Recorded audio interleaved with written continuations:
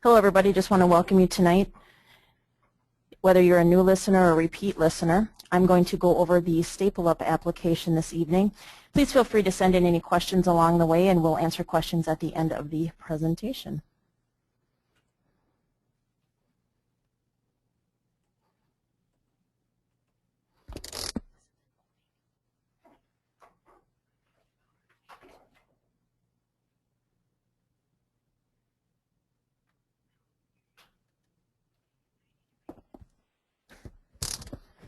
Just a little bit about HeatMyFloors.com. We are a subsidiary of Wright-Hennepin Electric Cooperation. We're an electric utility that is member-owned. We also are a distributor of the electric radiant floor heating product since 1996. We offer heating solutions for new construction as well as retrofits and remodeling projects. Step Warmfloor offers in-floor heat as well as the roof and the snow melt systems. We also carry Cisco, the electric boilers, and Danfoss, which are cable systems, and we are located in Rockford, Minnesota. You can see the little star there blinking. We're about 40 minutes west of the Twin Cities area. Your speaker, that is myself, Tracy Hetwer. I am a HeatMyFloors.com product rep. I've been with Wright-Hennepin Electric for 11 years. 7 years in customer service is where I started, and then the last 4 years with HeatMyFloors. First here I'm going to start out by comparing the electric versus the hydronic systems. The electric systems you will see are typically smaller areas, 500 square feet or less, easier to install and zone, less controls, no maintenance. You can do a low mass or high mass under concrete or just under flooring. Hydronic, you're going to have larger areas. Typically you'll see that maybe in a basement under concrete and new construction, also sheds, garages, things like that, larger areas. They may have a complex installation. Flexible fuel sources, you can use either electric or gas boilers. More controls, more maintenance, and typically under that higher mass under the concrete. Step Warmfloor can be used in smaller applications as well as whole house applications as well. Step Warmfloor benefits. Because the element is self-regulating, it reacts fast to external temperature changes. It draws only the energy required to maintain the desired temperature. It cannot overheat, even under rugs, heavy furniture, things like that. Some advantages. Through the self-regulating, it draws only the energy that is required to maintain that desired temperature. It's installed closer to the surface than any other radiant floor heating product. It's a continuous heating is more efficient than on and off heating systems. You should turn it on, let it run, let it self-regulate. You're going to use less energy maintaining that temperature than you will with the constant up and down of the thermostat. And you can put it under any type of flooring, tile, hardwood, laminate, carpet, vinyl, staple up. I work a lot of the home shows, trade shows that we have in the cities here, and I still hear a lot of people comment that they didn't know that you could put it under carpet or wood floors. Staple up in between the floor joists is another option that people aren't familiar with or they just don't think about doing. They think once that floor is done that there's no way to get in-floor heat in there. But if the floor joist is accessible, you certainly can put it in there to get that heated floor above. It's a great way to heat that floor above by putting it underneath. Self-regulating, again, as the material gets warmer, it uses less electricity, passes through the plastic, therefore it's extremely energy efficient. You'll see here this is up in between the floor joists. Because it's self-regulating, you don't even need a thermostat with it. You can let it self-regulate. The 7.8 watt element we have heats to 82 degrees. The 9 watt element heats to 84 degrees. So depending on what your application is, you may or may not need a thermostat for it. I'll talk a little bit about that a little bit later here, but example would be like in a bathroom. You want that heat on all the time, turn it on, let it run, and let it self-regulate. But here again is just a picture of the element up into the floor joist area. This system is pretty easy to install. We design it for you. What you'll get is a big roll of the element. You can cut it on site to whatever lengths you need.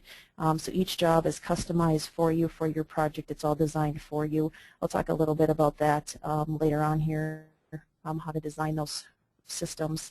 You can install it under any type of floor covering. The radiant heating element operates on the low temperature and is approved to be installed under any type of floor covering, even under wood, which, like I said, people sometimes find that hard to believe that you can put it under wood. You can put it under concrete, tile, carpet, staple up, all kinds of applications. It's a flexible heating element. It's durable. It will not be affected or destroyed by any weight restrictions, bed posts or furniture, legs or anything like that that can be put on it is not going to harm it. The element can be stapled onto the subfloor, or can be stapled up underneath, or it can be put into like a mortar or thin set. Minimal floor height buildup there. Because it's so thin, it's 3/64 of an inch. It can be installed directly under the floor covering. 3/64 of an inch is kind of hard to maybe visualize for some people. It's about the thickness of a penny. So that helps maybe visualize it a little bit, that it's very thin. Thickness of a penny is about all you've got to worry about there with increasing your floor depth. It's suitable for remodeling as well as new construction. Because it is so thin, you're not increasing that floor depth a lot, especially on a retrofit or remodeling project. The heating element, this is what it looks like. It's 12 inches wide, also comes in 9 inches for some applications, also 3 inches, which is a gutter melt product that they make as well. Low voltage, 24 volts AC or DC. Again, thin, 3/64 of an inch. It's about the thickness of 10 sheets of paper. It's a semi-conductive plastic. It's made of 20% recycled materials. All of the little pieces that get cut out here that you kind of see in the red that will pop up here in a minute, all those little pieces that are in the element get cut out, they're melted and reused again. So you get recycled materials there as well. All of the element heats here, so you get a nice coverage, 12 inches of coverage there. You can see the bus braid that runs along the edges of the element, but other than the edges where the bus braided, there are no wires or anything in the middle of the element to hit. That's why you can staple a nail through the element, because there are no wires to hit there. When you put it up in the floor joist, you want to get it as tight as you can and as flat as you can. You want to stay away from the bus braids. If you do happen to hit the bus braid, you just leave the staple or nail in and it'll become part of the system. But do try to stay away from it if at all possible. Through the middle of the element, you can staple or nail as much as you want to. Here's a few more pictures of the staple up application. You can actually use this system for primary or supplemental heating. You can put it under, again, any type of floor covering on top of the subfloor. If we wanted to do for primary heat, we would do a heat loss calculation for you. We can go into further detail with you. When you send us your design, we'll have it designed for primary heat. We'll go get some R values and things like that to make sure the system can provide primary heat. But as far as supplemental heat, that's typically what the system will do for you. You'll notice here how nice and straight and even the element is spaced here in the floor joist area. If the floor is already done on top, this is a perfect way to get heat underneath there, putting it up in the floor joist if you have access underneath without messing with the floor that is on top of it. So whether you're a homeowner or a contractor, this would be a nice way to get in-floor heat without ripping up the floor that was just maybe installed. Insulation is a key to heating performance. You will always hear us talk about insulating the floor if you can, the subfloor. Whether it's a crawl space or an unheated basement below, insulation is just so important. It's something you or the customer only pays for once. Heat will always migrate to cold, so if you insulate well below the element, that heat will drive up through the floor, which is where you want that to go. Critical role is determine your expected results. If you add insulation, you're going to have better performance with the system. It's going to be better energy efficiency. The heat is going to stay where you want it to be, and that's going up through the floor. With new construction, perimeter insulation is important, slab on grade applications, just to give better performance of that system. Again, always adding insulation below the step Warmfloor. You want a higher R value under the element as opposed to over it with a ratio of 4:1. Batting insulation or a polystyrene that you can cut and fit up into the floor joist works well. You make sure that insulation is tight against the element. No foil-backed installation. However, foil cannot come in contact with the element. Same with a spray foam. You want to stay away from the foil and the chemicals that might be in the spray foam. Try the batting insulation or fiberglass or a polystyrene. You can staple, you could nail through it, but there's chemicals or glues, metals that should not come in contact with the element. Here is a list of some R values that some floor coverings and subfloors might have. When you want to try to get more insulation below the element as opposed to above of that ratio, trying to keep in mind of that 4:1 ratio. So what you would do if you were stapling it up in between the floor joist is you would take a look at your layering. So you look at your subfloor, maybe thin set and tile, or maybe your subfloor and your wood, whether it's a 1/2 inch, 3/4 inch, whatever type of wood flooring you've got.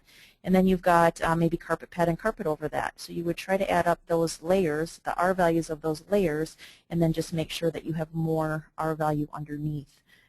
That'll drive that heat up through the floor, which is where you want that heat to go. Again, here's another little picture of a staple up, kind of hard to visualize. It's probably on the side here a little bit.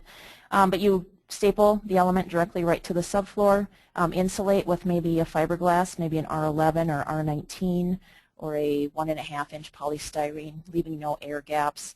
I'll talk about the fail-safe wiring here in a little bit. You don't need to put a ton of staples or nails, maybe every 2 feet or so, just to kind of hold it in place so it's nice and flat. As you see here on this picture, it looks like they've got 2 elements in the floor joist area, 2 9-inch, I would guess, that they've got in there, and then you can see the wires running along the joist, probably running back to the transformer. Again, here's another floor joist picture as well. Again, the 9-inch element, 2 9-inch elements stuck up in that floor joist. You can see the wire wired there as well as taped with some finishing tape, some 3M tape to kind of finish off the connection. This is a perfect retrofit or remodeling, project somebody's got, if they've got that open space underneath. Again, insulating well with a polystyrene or with a fiberglass insulation that forces that heat to drive up through the floor with that insulation there. The element is strong, thin, and flexible. It's designed to provide even and a comfortable heat in your home. Install the element below the existing floor. That way you can do it without tearing up that floor and you're still getting that in-floor heat. Maintenance free when installed. It operates off of 24 volts AC or DC. There's a transformer that steps it down to the 24 volts. You can have it at 120 or 240 volts from your panel. There's transformers that we would get for you depending on if you wanted it at 120 or 240. In these pictures here, the top one on the left, it's a little hard to see, but you can see the element that is in the floor joist area there. They kind of have it hanging down a little bit. When you make your connections and your cuts in the element to expose the brush braid, you want to leave it down a little bit to make those connections and wire and everything to do that. Then you can put it back up into the floor joist nice and flat, and then it looks here like they've got a polystyrene that is up there, a pink polystyrene up there to insulate well. We will talk a little bit about the design, planning, and everything for your project. What we do is design it all for you based off of your plans or drawings that you send in to us. Communication between the trades is very important, whether you're the flooring contractor, the electrician, the homeowner. We just ask that whoever is installing it make sure that they get the wiring diagrams and the CAD layouts and the information that they need to install it. You might have one person buying the materials, but then they have somebody else installing it, or the electrician is installing it, and then if they don't have all the necessary paperwork to look through it to make sure how to install it, they may not, perhaps maybe don't have the proper materials like a scissors or the utility knife or things like that. It may hold up the job if they have to go find one of those to cut the element or things like that. So we just ask that you communicate with everybody involved with the project. That way everybody's on the same page, and it's going to make that install go a lot easier. Here's a few design tips. Learn how the step Warmfloor system operates. Do your homework, do your research, make sure you've understand how the layering and the flooring and all that goes to make sure your install goes as smoothly as possible. You want to involve and communicate with the entire design team. If you're looking for primary heat, that's where we do that heat loss. We need some R values of your floor, walls, and ceilings. We'll do a heat loss to make sure that we can provide primary heat for you. Avoid using any floor coverings that the manufacturer does not recommend. There aren't many out there, but please check with us, and we can always check with the manufacturer on that. As far as the design, for a floor joist application, we would need to know how many joist spaces you have, how wide they are, and how long they are, and then we'll design a quote based off of that. For a floor project, if you're putting it right on the subfloor, we would need the room, dimensions of the room, drawing in any permanent fixtures that are there, cabinets, showers, vanities, things like that, and then we would go ahead and design it based off of that. You can see here in this drawing they've got the, well, it looks like the bathroom here, vanity, toilet, things like that, but they've also got the floor joist running up and down. So this was a drawing that was sent in to us, so that was designed, that we did a floor joist design based off of that. Again, depending on the joist space that you have between there, we'll put as much element up in there as we can. If you've got 16 on center, we'll put one of the 12-inch wide elements in there. If you've got 24 inches on center for your joist space, we might put two 9-inch wide elements in there, trying to get as much heat in there as we can. The elements, however, should never touch one another. They can be very close together, be an inch apart or so, but you don't want them to touch. So we'll put as much heat up in there as we can. If you were doing the application on top of the subfloor tile, there's a 2-inch spacing in between the element. Wood and vinyl is a 4-inch spacing between the element, and carpet is a 5-inch spacing in between the element. So when we do the design for on the subfloor, that's one of the important questions, is what the final floor covering is going to be. And again, no foil-backed insulation should come in contact with the element. Here's another example of a plan that was sent in on the left-hand side. Again, it's a bathroom application. You can see the tub, the vanity, the toilet, but you can also see the floor joist running up and down in the space that they have in there. This is just a bathroom that was sent in to us. What you will get when you send in a design to us is you will get a materials list, a wiring diagram, and also a CAD layout. The manufacturer does a great job of designing the systems. They provide, everything you need, the roadmap to wiring it, the CAD layout. Again, you're going to get the big chunk of element that you need, 20 feet, 30 feet, 100 feet, whatever it is you need. You will cut the element on site, and this CAD layout is great because it'll tell you how many strips you need and at what lengths to cut those strips to fit into, say, this bathroom or whatever your application might be. Here's just an example of some layering that you might have. You can see the floor joist. You've got a foam insulation, which foam cannot come in contact with the element. So what they've done here is a polystyrene first against the element. Then they've done their foam insulation. But then you've got your polystyrene, your step element. You've got your wood subfloor, and then whatever floor covering over the top of that. Here's another little example of some other applications. First one on top is your concrete slab, again insulating that slab. Then you would have your element, and then you would have your finished floor over the top of that. The next one would be another insulating in that floor joist area with some insulation. Then you've got your wood subfloor, your element, and then your finished floor on top of that. And then the bottom one again would be more floor joist application. You've got your joist, insulation, your element, and then your wood subfloor, and then again finished floor, whatever you want over the top of that. You can have any type of flooring over the top of it because you're heating up through, and as long as you insulate well underneath, you will have heat up through the floor there. And if you have any questions on layering or on anything like that, be sure to contact us, and we will let you know the correct layering and the right products to use and things like that to make sure that we get this all done and layered for you so you have nice heated floors. Again, the element comes in a 9-inch or a 12-inch wide element. Here's kind of a picture. It looks like it's a 12-inch wide one piece in the floor joist running the lengthway of the joist. It's all nice and flat in there.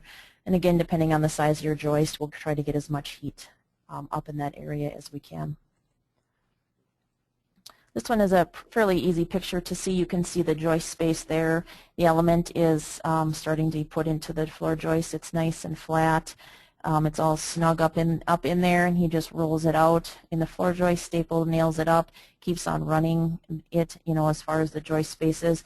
He'll just cut it when he gets to the end, and then, hit the next joist and keep on moving.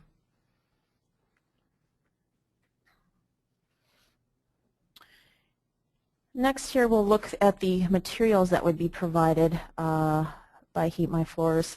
What we do again is you would send in your plans or drawings. We'll design the quote for you.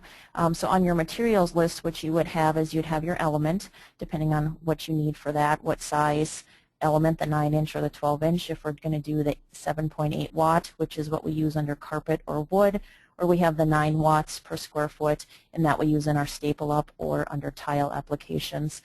It's sold by the foot, comes in a roll. The roll comes in 174 feet. You'll just get whatever it is you need for your project. The transformers, there's 4 different sizes of transformers, and again that will be designed based off of the size of the project. You may need more than one transformer if you've got a large area, or you may need just one small one if you've got a small bathroom. So again, that will be designed based off of the plans that were sent in by you or your contractor. You've got the crimp tool, which will make the connections. You've got the crimps, the sealant tape. The tape comes in a chunk. You just cut it in 1.5 inches. You'll put it around the tape, or you put the tape around the connector and the wire at the edge of the element. You want to use stranded tinned copper wire from the element to the transformer. Typically we're going to quote that at a 12 gauge. But depending on the distance, you may need a 14 gauge or a 10 gauge, depending on the distance that you might be going, which again will help you with that, design that for you when we design it. As far as options for controlling the temperature, you could just use your on-off switch and let it self-regulate. They do have a programmable and a non-programmable thermostat. There's also a micro-reg, which is a timer. You can set it at a 10, which it heats at 100%. A 5 would be at 50%. Those are popular for bathrooms. They also have the floor sensor that you can have added to it if you do a thermostat. You have the option of keeping the air at a certain temperature, or you can do an air and floor sensing, so you can have both, or you can do just the floor sensing. So you've got some different options there by adding a floor sensor and a thermostat. The floor sensor would be installed right next to the element, and then it wires into the thermostat that's right on the wall in that room for you. Again, we have a 7.8 watt element that heats to 82 degrees. Typically we use that under the carpet and wood. There's a 9 watt element that heats to 84 degrees, and that typically is used in a staple up application and also tile applications. Connecting the elements. Again, you get it in a big roll. You're going to cut it off at whatever footage you need for that particular run. Then you're going to cut it at an angle and expose that bus braid. Roughly about 1 inch or so of bus braid is where you want to expose that off the end of the element. You can either use a scissors or an X-Acto knife or a utility blade to cut along there. When I do it, I use a little bit of both. I use a scissors up to the braid, the bus braid, and then I'll use that utility knife to kind of score across that bus braid, and then you twist it and twist off those little pieces off of that and expose that bus braid.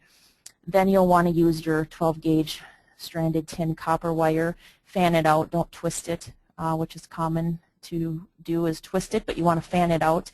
Put the connector on the edge of the bus braid with the fanned out wire. Put it in your connector, use the crimp tool that would be provided for you and crimp it tight, and then you'll use that black sealant tape to kind of finish it off, put it around the connector and the element as well. And then you've got your black and white wire running then back into the transformer. Fail-safe wiring. This method avoids the elements to short out and is used for installations that are not embedded in concrete or a leveling compound or for the floor joist applications.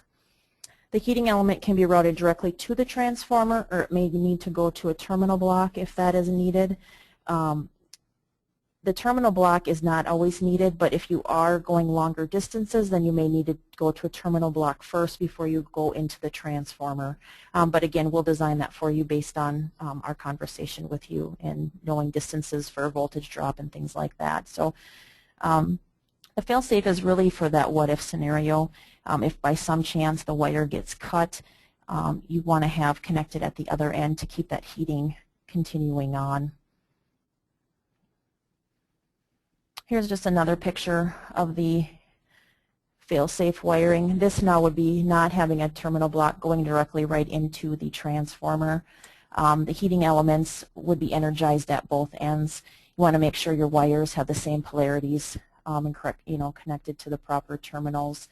You can see here this one is a longer run. You use your black and white. Typically you would run right into the transformer, and you would do nothing at the end of this one. It would just be a dead end. Well, with the fail-safe wiring, you actually wire the end of it back into the transformer. So if one of the ends got cut, you would still have heat with the other end of the element. Same if you were wiring a few of these together. Typically, you'd have your one dead end, and you would wire them all together, running back to the transformer. But by wiring at the end of it, then you're heating from both sides there. So it's just fail-safe, or just kind of for that if something accidentally got cut, you'll be safe there with having the end of the wire still running into the transformer. You may link any element strips together as long as the added wattage does not go further than 450 watts. So you may have to run an element individually into the coil, or you can run multiple ones as long as it doesn't go over 450 watts, which again, that is something we'll design for you when we work on your design and your quote. We'll be able to tell you on the wiring diagram how those are wired together, if they're individual or if you can wire a few of them together and run them back. That just limits the amount of wire that you have running back to the transformer if you can wire some of those shorter elements together. And where to place that transformer. Crawl space, closet, attic, garage, utility room. There's multiple places to put that transformer. Probably not going to want it hanging in the wall, on the wall in your bathroom or in your family room, but typically there's always a place that can be hidden. You always want to make sure that the transformer is in the upright position when it is installed. The cover actually slides up on it, or you can actually pull it off if needed, but you always want to put it in the upright position. The warranty. Element has got a 20-year warranty on it, the transformer has a 10-year warranty on it, and the controls have a 2-year warranty on it, controls being your micro-reg or your thermostats.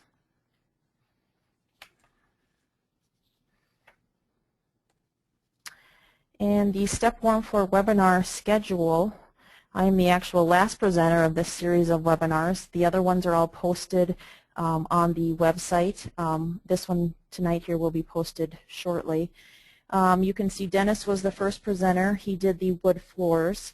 With the wood floors, you can install the element and put the wood right over the element. Andy was next doing carpet. Again, putting the element down, carpet pad, and carpet right over the element.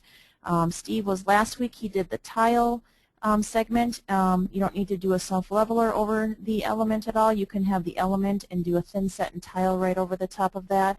Or if you prefer, you can put your cement board over the element and then do a thin set and tile. And then, of course, tonight we did the staple up between the joist segment here. That concludes the webinar for tonight with the information that I have. We're going to move into questions next here. Again, here's my contact information, my phone number, my email. If you have any questions, you can certainly contact me if needed. We do have a question here. Do you have to put the element in the whole joist space? And answer to that, not necessarily. If you're putting your element up into the joist space, you don't need to put it underneath the cabinets or maybe in a bathroom, your vanity, your appliances, things like that. There's no benefit to putting the element underneath those things. You're not going to get any heat. Now, if you had a center island, You have the choice of either running it underneath that center island just for the sake of easiness, just running that element all the way straight through, or you could stop it, cut it where that island starts, and then start it on the other side of that island and then continue on your run. You would just have to splice those two ends together underneath there with wire. Running it straight through might be a lot easier for it, but you'd be wasting the element underneath there. You can save money by not putting it under the island, but then you'd be splicing it. You might have a little more wire and things that way.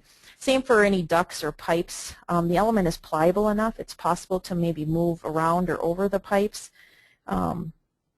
Otherwise, if it's absolutely not possible to do that, you're going to have to cut it and then pick up on the other side where the duct ends or where the pipes end or things like that. And then you would just start the element again. Another question, does the staple up between the joists create even heat across the tiles on floor, or is there striping? I have a plywood subfloor, some sort of concrete type underlayment and ceramic tile on top. Actually, this is by Terry sent this question in, and that was actually my next, another question I had here as well. Will the heat go up through the floor? Will it feel warm? Yes, as long as you insulate well below, you'll feel that heat up there. Insulation is very important. As far as striping, it may feel a little cooler there. Again, it depends how much element we get underneath in the floor joist. If the element is spread too far away, and that heat will, spread a little bit, but if it is too far away, you could feel some striping, some striping there. The important thing is getting more insulation below it as above it, and that heat will go up to that floor. So Terry, I'll take a look at this and send you an email on this as well. I'll look at it a little bit further here.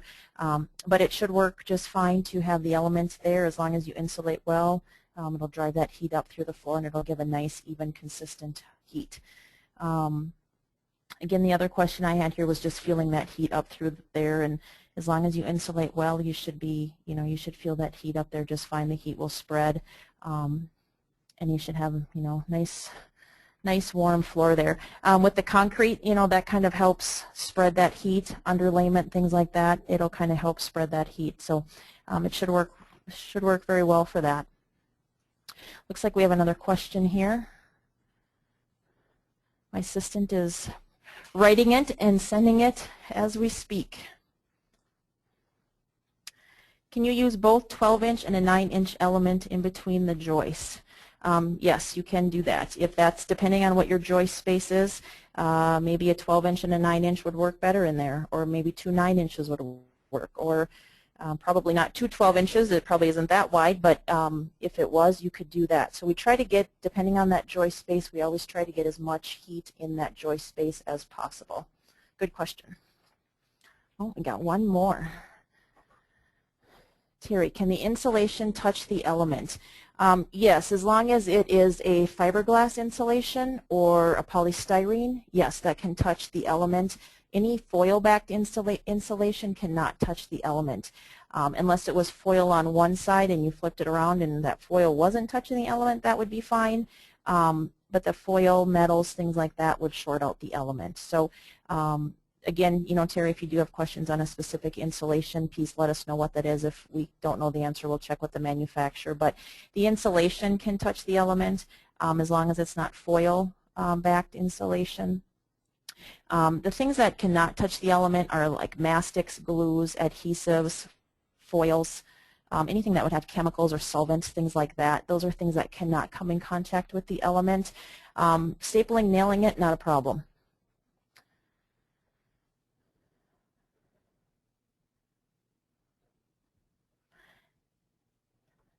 Looks like we got another question here on that. Get another question coming.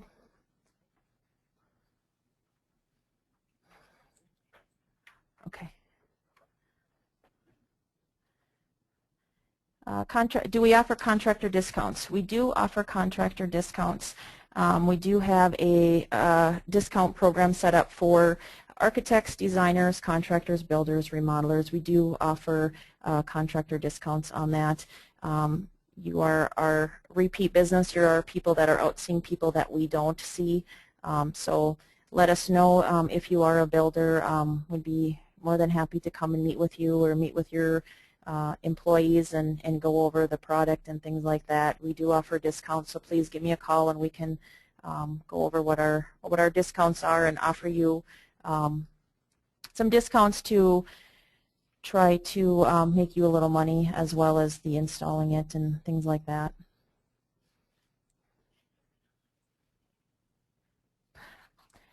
Another quote, or another question here on the quotes. You know, when we get the design from you, it takes about a day or two to get the quote done back from the manufacturer. They do a really nice job of getting those back in a timely manner.